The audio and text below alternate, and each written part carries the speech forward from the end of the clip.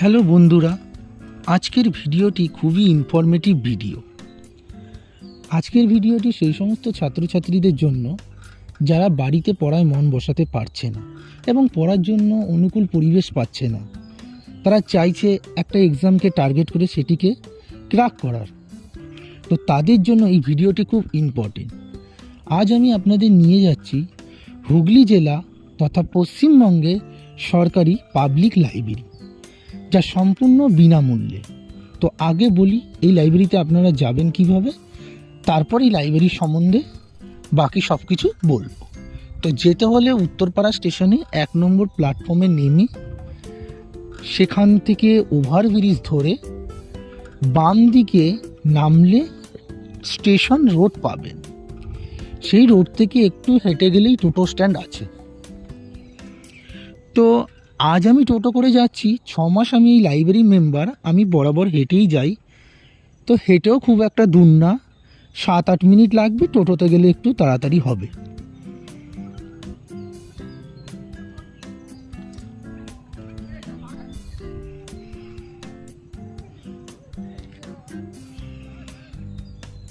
ওই যে টোটো দাঁড়িয়ে আছে, ওই টোটোটিতে করেই আমি যাব।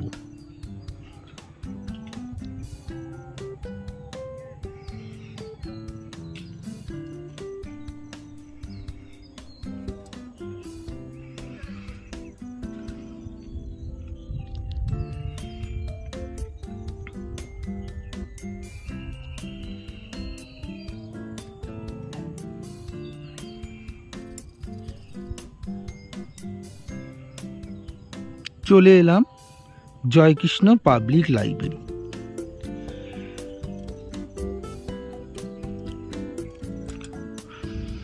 গ্রাং ট্যাঙ্ক রোড আর হুগলি নদীর মাঝামাঝি এই সুবিশাল লাইব্রেরি অবস্থিত। 1859 খ্রিস্টাব্দে জয়কৃষ্ণ মুখোপাধ্যায় এই লাইব্রেরিটি উত্তরপাড়ায় স্থাপন করেছিল।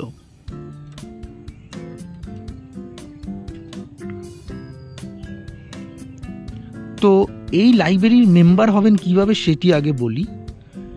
এই লাইব্রেরির মেম্বার হতে গেলে আপনাকে কোনো ফিস দিতে হবে না।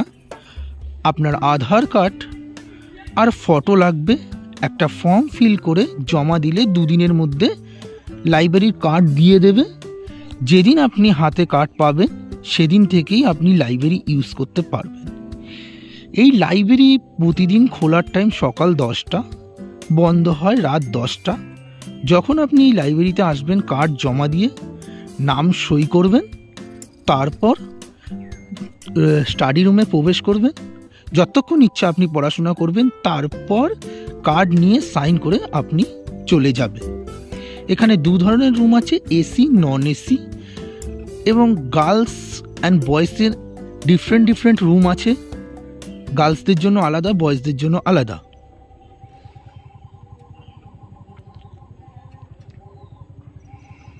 এখানে আপনি নিজস্ব বই এনে পড়তে পারবেন, পার্সোনাল বই এনে পড়তে পারবেন। বই, পিডিএফ কপি, যে কোনো কিছু এনেই আপনি পড়তে পারবেন। সঙ্গে এই লাইব্রেরিতে অসংখ্য কম্পিটিটিভ এক্সামের বই রয়েছে, সেই সমস্ত বই আপনি ইউজ করতে পারবেন। অসংখ্য ম্যাগাজিন রয়েছেন দেশ বিদেশের, সেগুলোকেও আপনি ইউজ করতে পারবেন।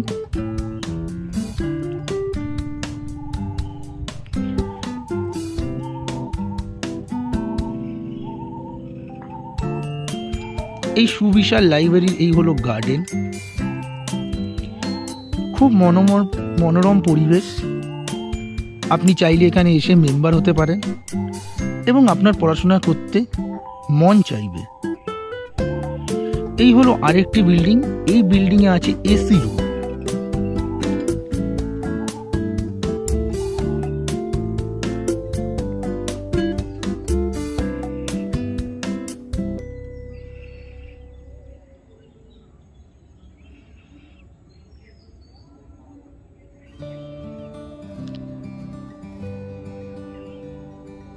তাহলে বন্ধুরা, আমার ভিডিও আমি এখানেই শেষ করছি। ভালো লাগলে অবশ্যই আমার চ্যানেলকে ফলো করবেন, আর লাইকও করবেন, সাবস্ক্রাইবও করবেন। ধন্যবাদ।